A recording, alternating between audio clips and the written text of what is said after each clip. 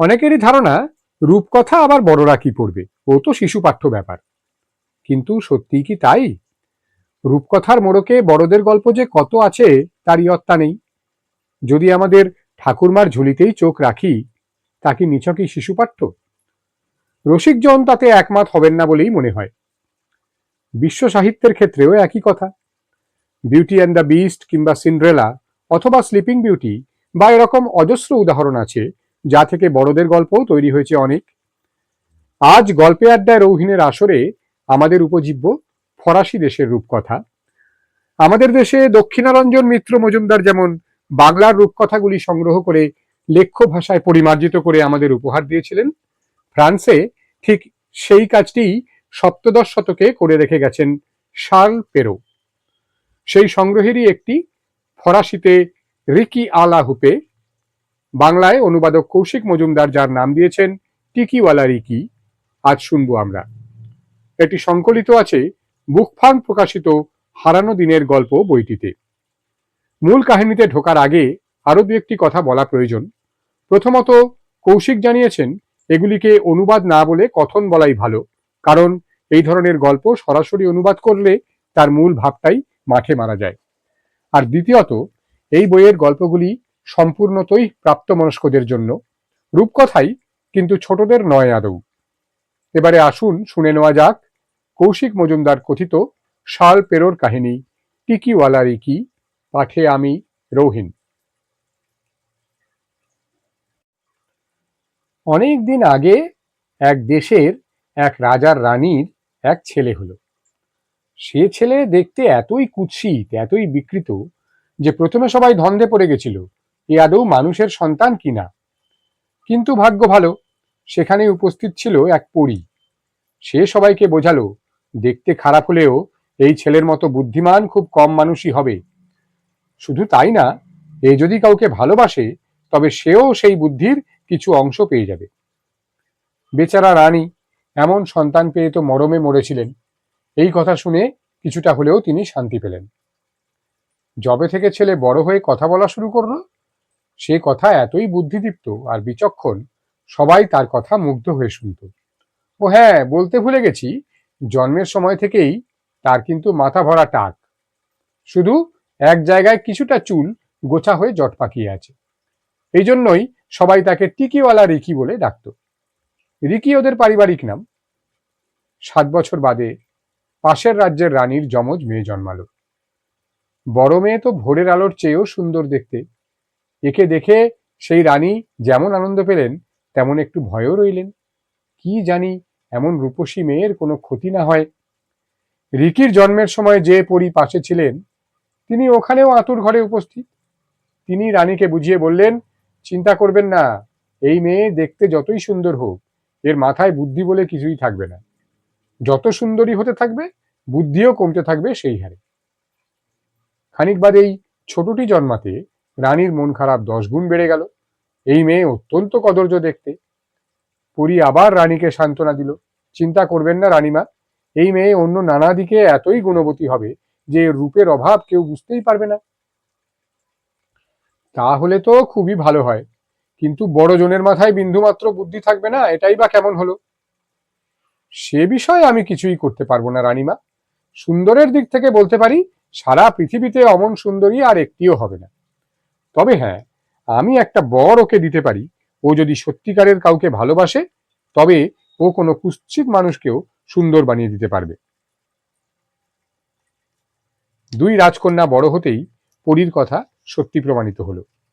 বড় মেয়ের রূপ আর ছোট মেয়ের গুণের তারিফ করত রাজ্যের লোক। এটাও সত্যি, যতই দিন যেতে লাগলো তাদের খামতিগুলোও বাড়তে লাগলো দ্রুত। কুৎসিত মেয়েটি রোজই যেন আরো কুৎসিত হয়ে ওঠে, আর সুন্দরী মেয়েটি আরো বোকা। তাকে কোনো প্রশ্ন করলে হয় সে কিছুই বুঝতে না পেরে চুপ করে থাকে, নয়তো চরম বোকা বোকা একটা কিছু উত্তর দেয়। শুধু কথাতেই নয়, কাজেও সে অষ্টরম্ভা। তাকে ম্যান্টেল পিসের উপরে চীনামাটির ফুলদানি সাজাতে বললে সে সেগুলোকে ভেঙে চুরমার করে। পানীয় বা খাবার খেতে গেলে গায়ে ফেলে মাখামাখি করে।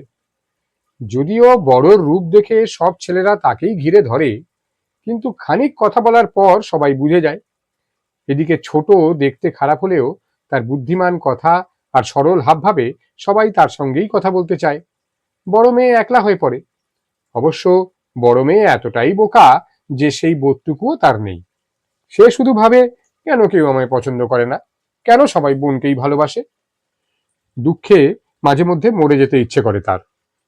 তার মা সব জেনে বুঝেও মাঝে মধ্যে বোকামোর জন্য তাকে বকাবকি করেন। বড় রাজকন্যা মনের দুঃখে প্রাসাদের পাশেই এক বনে গিয়ে একলা কাঁদে।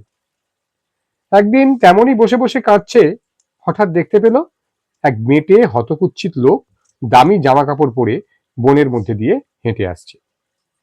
নিশ্চয়ই বুঝতে পারছো, এই সেই টিকিওয়ালা রিকি। কারো কাছে বড় মেয়ের ছবি দেখে সে তার প্রেমে পড়ে গেছিল। তারপর একাই নিজের রাজ্য থেকে এই রাজ্যে এসেছে সেই মেয়ের সঙ্গে ভাব জমাবে বলে। বনের মধ্যে বড় মেয়েকে একলা পেয়ে সে তো ভীষণ আনন্দ পেল। অত্যন্ত নম্র ভদ্রভাবে সে রাজকন্যার সঙ্গে আলাপ জমালো, কিন্তু খেয়াল করলো যতই কথা বলুক না কেন রাজকন্যা তার কোনো উত্তর দিচ্ছে না। রাজকন্যার মন বিষণ্ণ। আমি বুঝতে পারছি না আপনার মতন এমন এক সুন্দরীর কি এমন দুঃখ থাকতে পারে। আমি জীবনে অনেক রূপবতীকে দেখেছি, কিন্তু বিশ্বাস করুন তাদের কেউই আপনার ধারে কাছে নয়। অনেক ধন্যবাদ মশাই, আমি কৃতজ্ঞ আপনি এমনটা বললেন। বলেই সেই মেয়ে আবার দুঃখে ডুবে গেল। সৌন্দর্য এমনই এক গুণ যা পেতে কোনো কষ্ট করতে হয় না, কিন্তু যা অন্য সব দোষকে ঢেকে দিতে পারে। তাই যিনি সুন্দর তার এমন দুঃখে থাকার কোনো কারণ তো আমি দেখতে পাই না। রিকি উত্তর দিল। রাজকন্যা বলল, আমি আপনার মতোই সাধারণ। মা বলেন আমি যতটা সুন্দর তার চেয়েও বেশি বোকা। বুদ্ধিমানের কোনো সংজ্ঞা হয় না, আর বুদ্ধির কোনো অন্তও নেই। যতই কেউ পায় ততই আরো চায়, এই চাহিদারও কোনো শেষ নেই। তাই কে বুদ্ধিমান আর কে বোকা বলা খুব শক্ত। অত শত বুঝি না, এইটুকু জানি আমি খুবই বোকা, আর সেই দুঃখে আমার এখন মরণ দশা হয়েছে। তাই যদি হয় তবে আমি আপনার দুঃখ দূর করতে পারি। কিভাবে? জন্মের সময় এক পরী আমাকে বর দিয়েছিলেন, আমি যদি কাউকে খুব ভালোবাসি তবে আমার বুদ্ধির কিছু অংশ তাকে দিতে পারবো। আমি আপনাকে সবচেয়ে ভালোবেসেছি, তাই এবার আপনি ঠিক করুন আপনি আমার থেকে বুদ্ধি নেবেন কিনা। শুধু একটাই শর্ত, আমার থেকে বুদ্ধি নিলে আপনাকে আমায় বিয়ে করতে হবে। রাজকন্যা খানিক হতবাক হয়ে ভাবতে লাগলো। বুঝেছি, এই মুহূর্তে সিদ্ধান্ত নেওয়া আপনার পক্ষে সম্ভব নয়।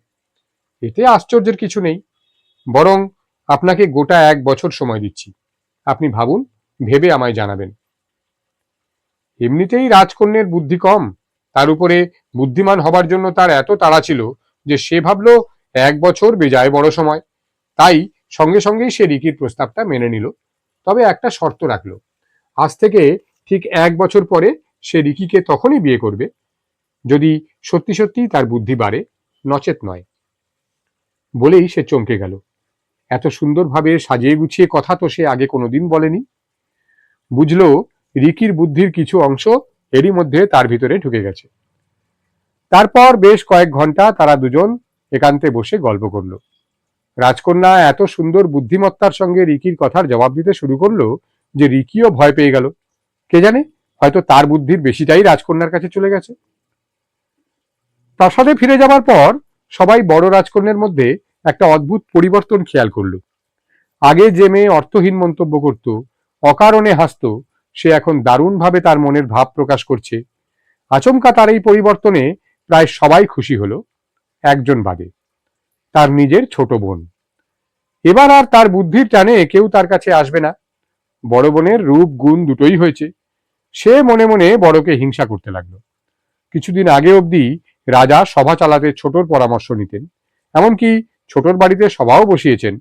তাকে ছাড়া রাজকাজ প্রায় অচল ছিল। এবার বুঝি সেদিন চুকলো।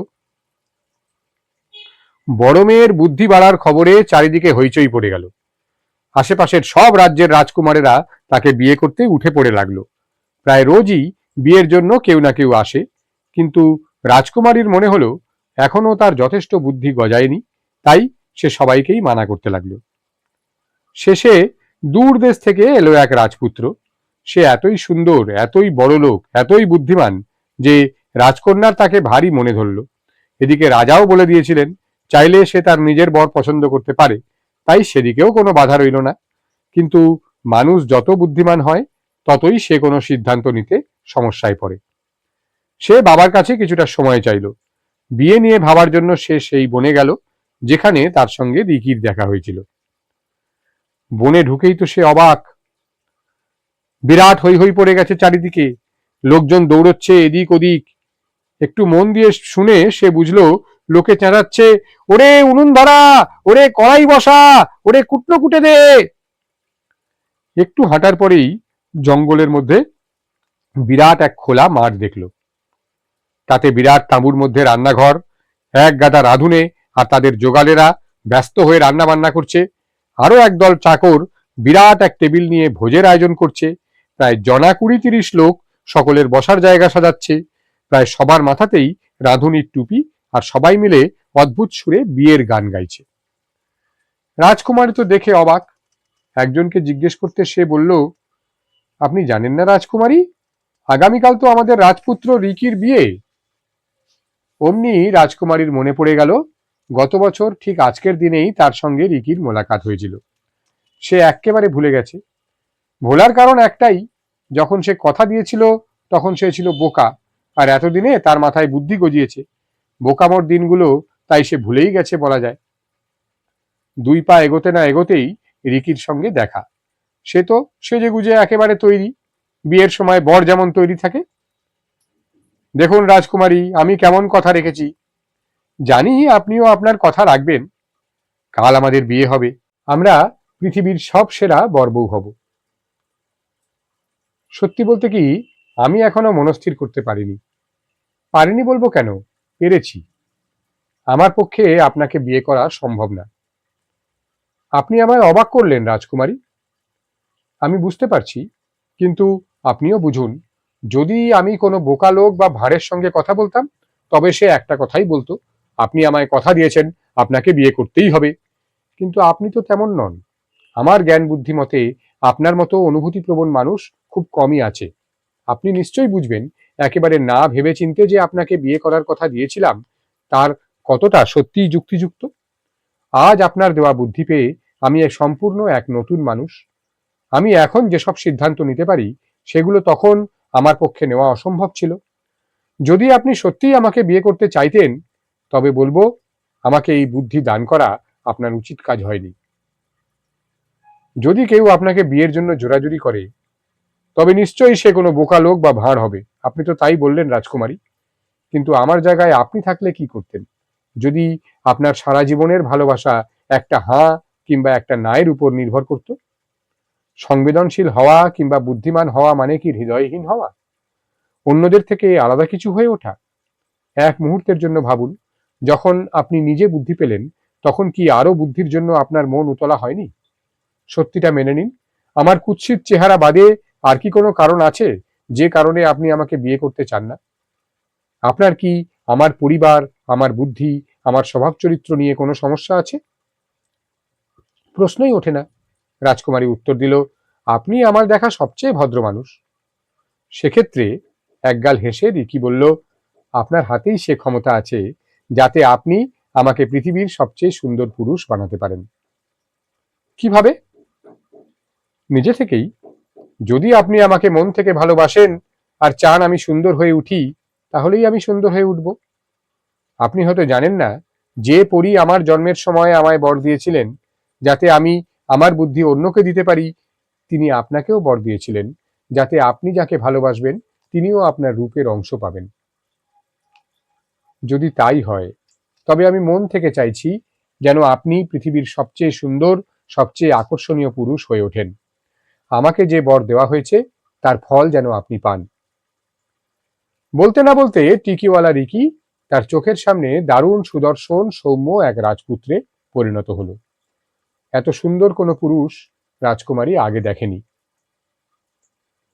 অনেকে বলে এই পরিবর্তন পরীর বরে হয়নি, বরং রাজকুমারীর ভালোবাসায় হয়েছে। রাজকন্যা মনে মনে এই কদিনে রিকিকে ভালোবেসে ফেলেছিল। ফলে রিকির চেহারা বদলায়নি, কিন্তু রাজকুমারীর চোখে সে সুন্দর হয়ে উঠেছিল। তার চেহারার খুঁত আর রাজকুমারীর চোখে পড়তো না। রিকির পিঠের কুঁচ দেখে সে ভাবতো, আহা, এ কেমন সুন্দর ঘাড় নিচু করে কথা বলে। আগে যে খুঁড়িয়ে চলা দেখে তার বিরক্ত লাগতো, এখন সেটা দেখেই সে মোহিত হয়ে যায়। যখন রিকি হেঁটে যেত, রাজকন্যা মুগ্ধ দৃষ্টিতে তাকিয়ে থাকতো তার দিকে। চোখ আনন্দে জলজল করত, নাক উঁচু করে বিজয়িনীর মতো সে বসে থাকতো নিজের আসনে, চোখ রিকির দিকে। যাই হোক, গল্পে ফিরি। রাজকন্যা তো সঙ্গে সঙ্গে বিয়েতে সায় দিল, শুধু শর্ত একটাই, তার বাবাকে একবার জিজ্ঞেস করে নিতে হবে। রাজা আগেই জানতেন রিকির মতো বুদ্ধিমান সরস ব্যক্তি খুব কমই আছে, তিনিও তাকে জামাই করতে এক কথায় রাজি। পরের দিন যথাসময়ে বিয়ে হলো, যেমনটা রিকি অনেকদিন আগেই পরিকল্পনা করেছিল। সেই জঙ্গলের মধ্যে ভোজ সভায় সবাই আনন্দ করে ভোজ খেলো। তারপর রিকি আর রাজকন্যে সারা জীবন সুখে শান্তিতে থাকতে লাগলো। শার্ল পেরোর কাহিনী টিকিওয়ালা রিকি এতক্ষণ শুনছিলেন আমার কণ্ঠে কৌশিক মজুমদারের অনুবাদে। কেমন লাগলো জানাতে চলে আসুন মন্তব্যের বাক্সে, আর ভালো লেগে থাকলে করে ফেলুন একটা লাইক, আরেকটু সময় হাতে থাকলে কয়েকটা শেয়ার। চ্যানেলের নিয়মিত আপডেট পাওয়ার জন্য সাবস্ক্রাইব করে ফেলতে পারেন যদি এখনো না করা হয়ে গিয়ে থাকে। দেখা হবে আবার যথাসময়। ভালো থাকুন, গল্পে, আড্ডায়, ভাবনায়, চেতনায় থাকুন। আজ আসি।